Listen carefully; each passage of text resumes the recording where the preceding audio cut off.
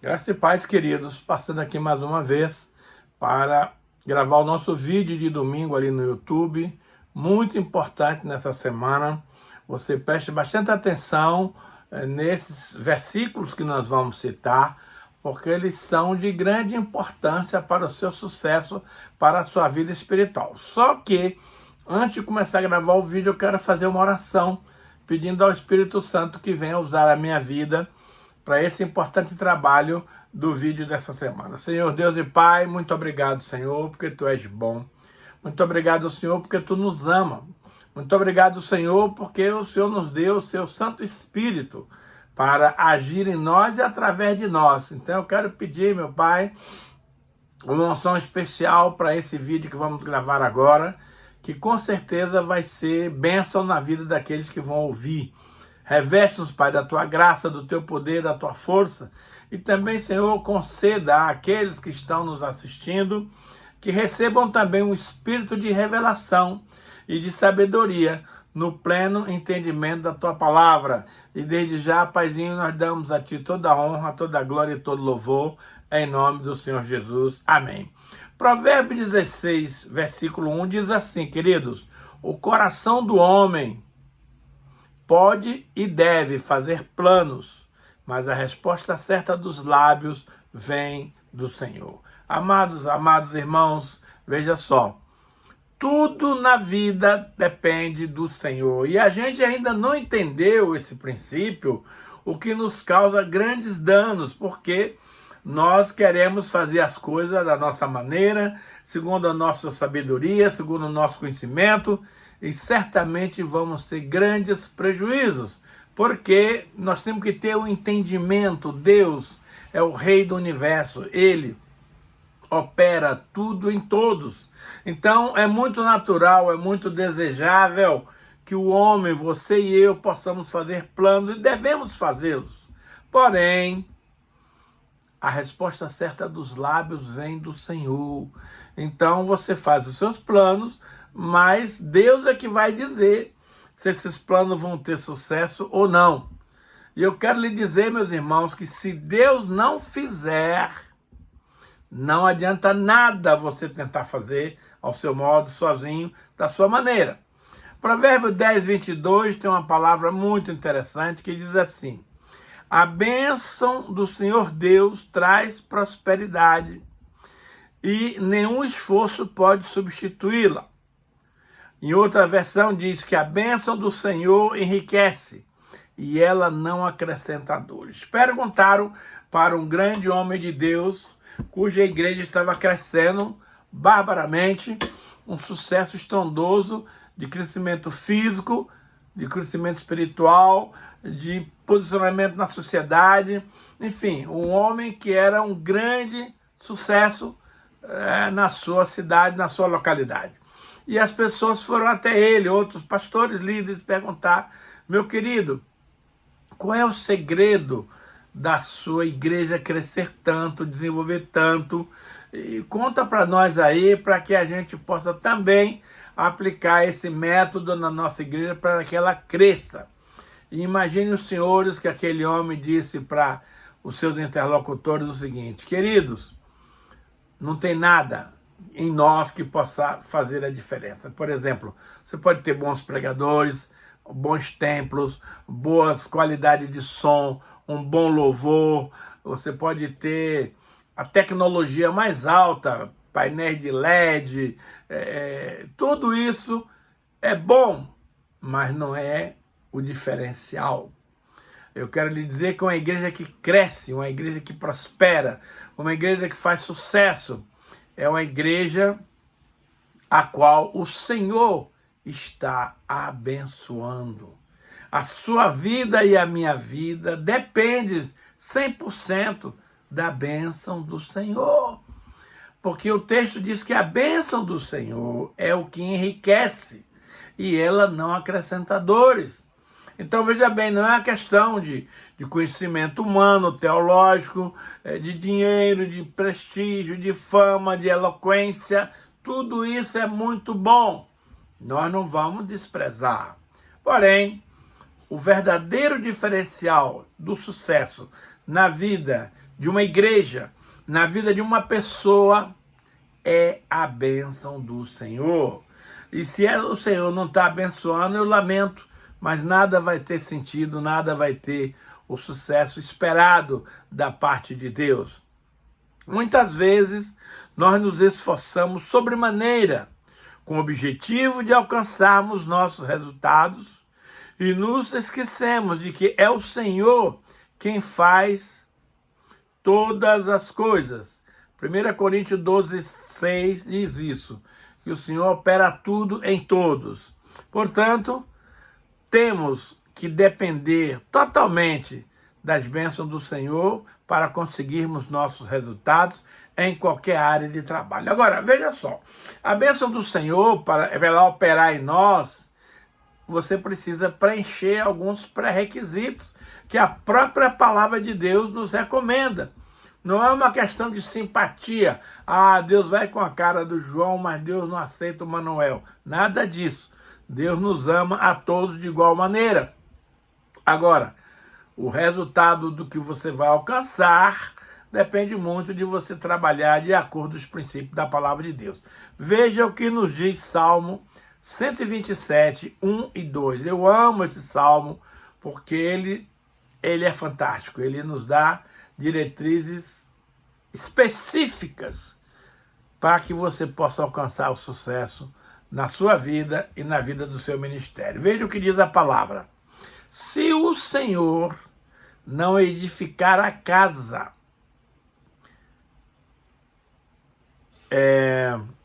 não adianta nada trabalhar para construí-la.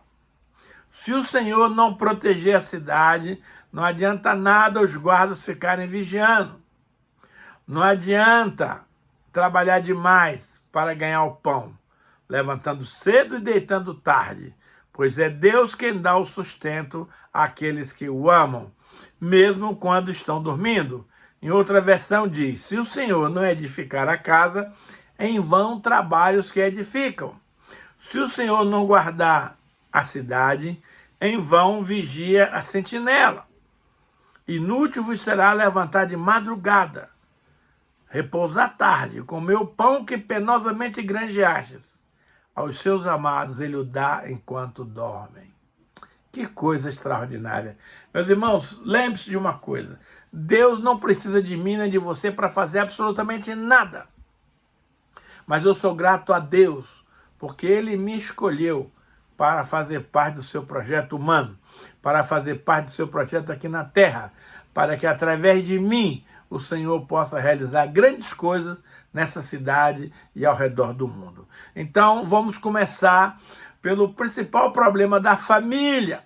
A família é a base da sociedade, a família é a base da igreja, a família é a base do reino. Veja só, então tem muita gente querendo edificar sua casa, dentro da sua cultura, dentro do seu conhecimento, dentro da sua especialidade.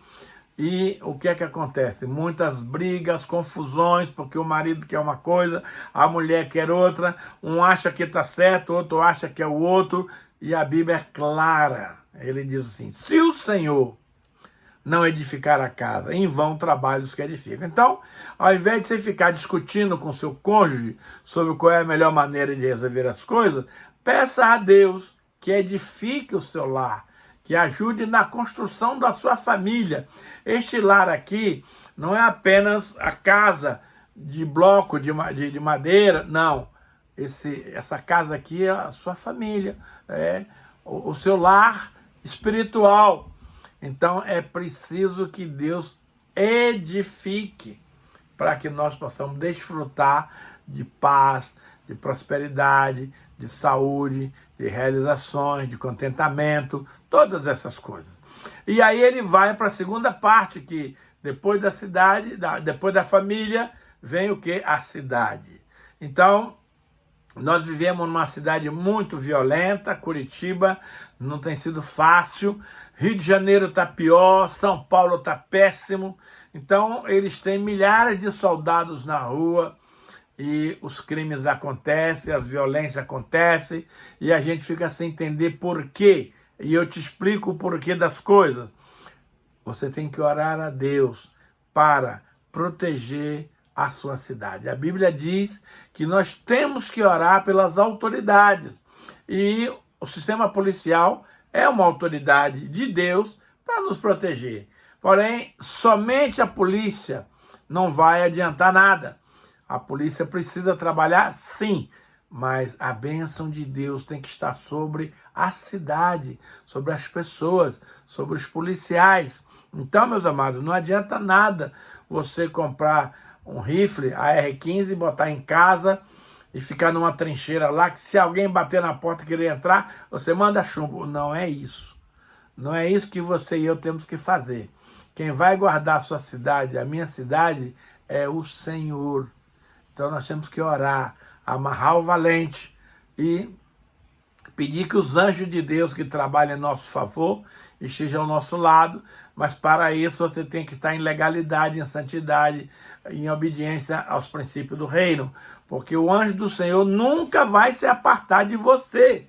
Porém, se você andar em desobediência, se você andar em pecado, se você andar em transgressão, o anjo não vai fazer nada. Ele vai estar do seu lado, o inimigo vem te atacar e o anjo vai cruzar os braços e dizer, te vira, mané. Então veja só, nós temos que trabalhar em harmonia, em sintonia com Deus. Se você fizer a sua parte de obedecer, de cumprir princípios, Deus certamente fará a parte dele, que é de nos guardar, nos proteger e nos abençoar. Então veja bem, a questão financeira é outra coisa que afeta muito a vida das famílias, da sociedade como um todo. E o terceiro versículo que o Senhor fala aqui, que eu acho muitíssimo importante, é este. Diz assim, ó, inútil vos será levantar de madrugada, 4:30 da manhã, repousar tarde, dormir 1h da manhã, trabalhando, feito um maluco, né? Comer o pão que penosamente granjeastes aos seus amados. Você é um amado do Senhor, querido? Eu sou. Quando eu estou passando alguma dificuldade, eu vou dormir e declaro, Senhor, eu vou dormir, porque és tu quem cuida de mim, és tu quem me prospera, és tu que faz todas as coisas em meu favor. Então eu vou dormir numa prova de confiança, de certeza que o Senhor estará agindo, operando em meu favor. E fatalmente isso acontece. Depois que eu durmo, eu acordo em paz, em tranquilidade, e logo a bênção do Senhor chega, porque Deus é fiel para cumprir a sua palavra, para abençoar a nossa vida. Então, tome esse versículo como base da sua vida profissional e financeira. Agora, quando ele diz que inútil é repousar tarde, acordar de madrugada, comer o pão que penosamente granjeastes, também você não tem que ir para o outro lado da questão. Ah, não, agora eu vou só orar e vou esperar que a bênção caia do céu. Não é assim. Deus trabalha em parceria. Ele faz a parte dele, mas primeiro eu tenho que fazer a minha, para abrir caminho para Deus operar e me abençoar. Então não seja preguiçoso, não acorde 10h da manhã, não vá se deitar 1h da manhã vendo filme, vendo aquelas bobajadas da TV. Desculpe. Porque a vida é feita de equilíbrio, nem tanto ao mar, nem tanto à terra. Então não adianta você trabalhar no desespero, na agonia, no sufoco, visando, achando que é você quem consegue as coisas. Não é. Você é parte do processo. Deus quer te usar. Deus quer me usar para fazermos as nossas conquistas. Mas a Ele, o Senhor, toda a honra, toda a glória, todo louvor e toda a adoração. O ser humano é engraçado, queridos. Ele acha que é ele que faz as coisas acontecerem. Negativo. As coisas vão acontecer se Deus abençoar, se Deus liberar. Mas não é pelos seus belos olhos, não é pelo seu autoconhecimento tecnológico, não é pela sua cultura. Tudo isso é importante, nós não podemos abrir mão de nada disso. Porém, não é isso que faz a diferença na nossa vida. Isso em parte é verdade, eu preciso me virar e fazer a minha parte, porque Deus não gosta de preguiçoso. Ele faz um exemplo tremendo da formiga. A formiga não tem chefe nem comandante, mas no tempo do verão ela junta o seu mantimento, 6 meses, porque depois ela vai passar 6 meses de chuva, que ela não vai poder sair do buraco, mas lá ela tem o alimento necessário para todos comerem. Então a formiga é um belo exemplo de um ser que trabalha sem comando, sem ordem, sem chefe, sem nada, mas o autoestímulo de sobrevivência faz dela ser diligente e realizar as tarefas necessárias para que quando o inverno chegar, eles estejam bem supridos de mantimento. Eu costumo dizer que na minha associação com Deus para a realização das minhas tarefas, Deus entra com 99% de participação. E eu entro apenas com 1%, que é quase nada. Não dá para você depender totalmente de Deus, mas também se você não vai fazer nada sem a presença dos 99% de Deus. Veja, os 99% de Deus não são suficientes para realizar o seu desejo, a aplicação das suas coisas.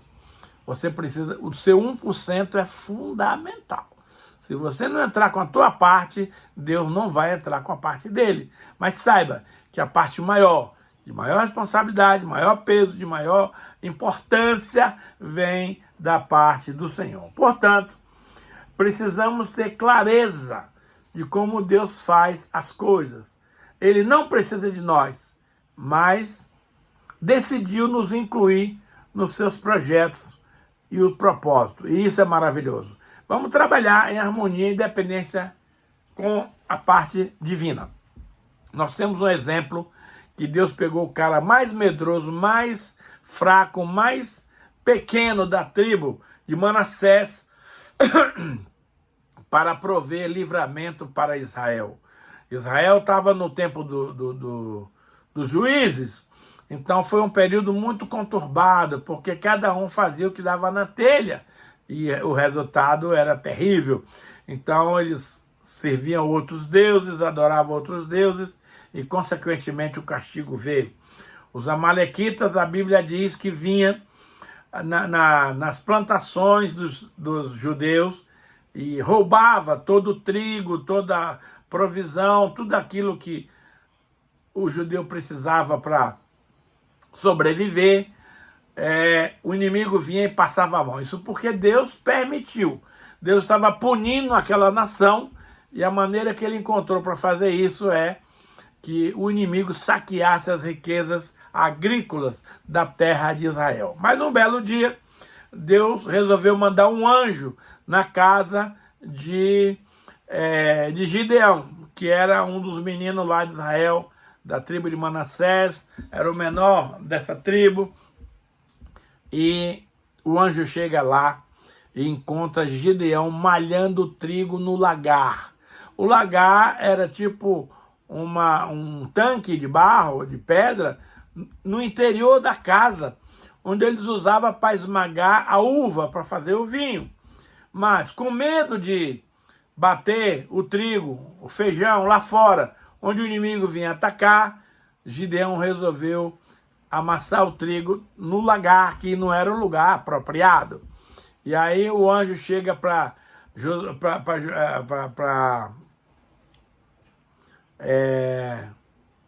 Gideão e cumprimenta ele da seguinte forma: o Senhor é contigo, homem valente. E Gideão olha para trás e fala: mas cadê o valente aqui? Sem entender nada. E Deus diz a Gideão que escolheu ele para livrar Israel da mão dos amalequitas. E o anjo, aí ele reclamou: mas anjo, o que é isso? Eu não tenho capacidade, eu sou fraco, não tem condições. Aí ele diz: vai, porque o Senhor é contigo. E aí faz toda a diferença. Quando o Senhor vai na nossa frente, amados, não tem derrota para nós. Não tem como você perder nada, porque Deus é todo poderoso. E aí Deus mandou o Gideão reunir o exército de Israel. E eis que se reuniram 32 mil soldados. E aí Deus falou assim, ô Gideão, é muita gente. Diga que os medrosos, os tímidos, aqueles que estão inseguros, vão para suas casas. Aí foram 22 mil soldados embora. Ficou só 10 mil soldados. Aí Deus falou para Gideão, Gideão, é muita gente. Assim não dá. Vocês vão ganhar a guerra e vocês vão achar que ganhou na sua força. Então não é por aí. Manda as pessoas beberem água no rio. Aquele que se abaixar, pegar água com a mão e levar à boca, você separa para mim. E de 10 mil soldados, 300 cumpriram o ritual que Deus queria que eles cumprissem. Aí Gideão falou, Deus, você está brincando. Como é que eu vou enfrentar um exército de 135 mil pessoas com 300 homens? Está de brincadeira. Deus falou, não, eu que vou fazer a guerra. E aí o Gideão pôs a lã de um lado, pôs a lã do outro, fez várias provas com Deus. Foi lá no arraial do inimigo e viu que os caras estavam tudo com medo. E aí vem o segredo da vitória. As coisas mais loucas que Deus faz são as coisas mais certas que tem que ser. Deus mandou o Gideão dividir aquele grupo em 3 grupos de 100. Um se enfileirou para o norte, outro se enfileirou para o oeste e o outro grupo se enfileirou para o leste.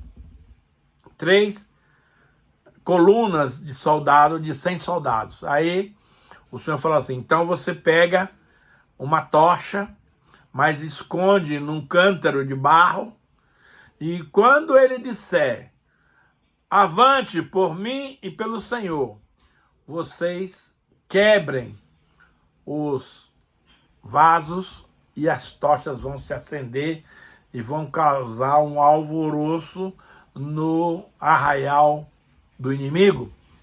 E Gideão seguiu à risca a instrução que Deus deu. Quebraram os cântaros e as tochas apareceram e o inimigo começou a guerrear entre si. Eles não tiveram que fazer nada. Para resumir a história, eles levaram 3 dias recolhendo os despojos do soldado. Deus matou a todos. Mas, qual foi o preço? A obediência. Deus deu uma estratégia que parecia loucura. Mas quando você crê na loucura de Deus, é o caminho do sucesso. E foi o que aconteceu com Gideão. Ele, com mais 300 homens, destruíram um exército de 135 mil soldados das forças inimigas. É claro que não foram eles, foi o Senhor e os seus anjos. Mas então, se eles fossem guerrear com 32 mil soldados, poderia não ter ganho aquela guerra. Se ele fosse guerrear com os 10 mil soldados, também poderia ter perdido a guerra. Mas com 300 homens, amado, observe, é uma doideira. Mas eles seguiram as instruções e deu tudo certo. Levaram 3 dias recolhendo os despojos do inimigo. Então é uma prova de que é Deus que faz tudo em todos. Veja, tudo que eu preciso fazer de bom no reino de Deus depende da bênção do Senhor. Exemplo, para andar em retidão e integridade, que é uma recomendação, eu preciso da bênção do Senhor. Para conquistar vidas para o reino de Deus, eu preciso da bênção do Senhor. Para ser fiel a Deus e à minha liderança, eu preciso da bênção do Senhor. Para fazer discípulos para Jesus, eu preciso da bênção do Senhor. Para desenvolver e cumprir meu ministério, eu preciso da bênção do Senhor. Para fazer novos amigos e manter os antigos, eu preciso da bênção do Senhor. Para crescer espiritualmente e frutificar na obra de Deus, eu preciso da bênção do Senhor. Para prosperar financeiramente e em tudo, eu preciso da bênção do Senhor. É por isso que Jesus disse em João 15,5, sem mim nada podeis fazer. Veja, você pode pegar isso ao pé da letra, mas você pode dizer, não, eu sou inteligente, sou capaz, eu sou treinado, eu fiz PhD disso, daquilo, eu vou fazer, não vai. Você pode até tentar, mas vai fazer mal feito, vai fazer com parcos resultados, entende? Porque foi o próprio Deus que instituiu essa lei. Você precisa de mim para realizar suas tarefas, para fazer suas obrigações, para fazer o que tem que ser feito. Então seja um homem ou uma mulher inteligente. Não banque o teimoso, o cabeça duro, o orgulhoso, o prepotente. Não, seja humilde. Jesus, eu preciso de ti. Eu preciso que o Senhor me ajude nas minhas tarefas. E tem gente achando, amados, que não precisa de Deus para nada, porque eles sozinhos se bastam. Queridos, isso é um equívoco, isto é um engano.